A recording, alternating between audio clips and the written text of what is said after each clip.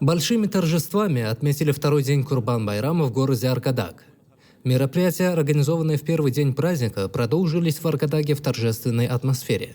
В течение дня народ готовил национальные блюда, выражал свои наилучшие пожелания друг другу. Особый колорит, безусловно, придают традиционные качели, которые установлены на определенных площадках специально в честь праздника.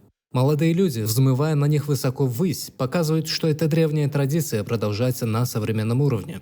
Курбан-Байрам – священный праздник, раскрывающий здоровую и чистую духовно-нравственную красоту человечества, гуманитарные принципы, присущие мусульманам. В честь этого праздника также были исполнены песенно-музыкальные выступления известных артистов и музыкальных коллективов. Участники мероприятий выразили искреннюю признательность герою Аркадагу и Аркадаглы герою Сердару за прилагаемые усилия для обогащения духовного мира нашего народа, распространению национальных ценностей, созданных туркменским народом.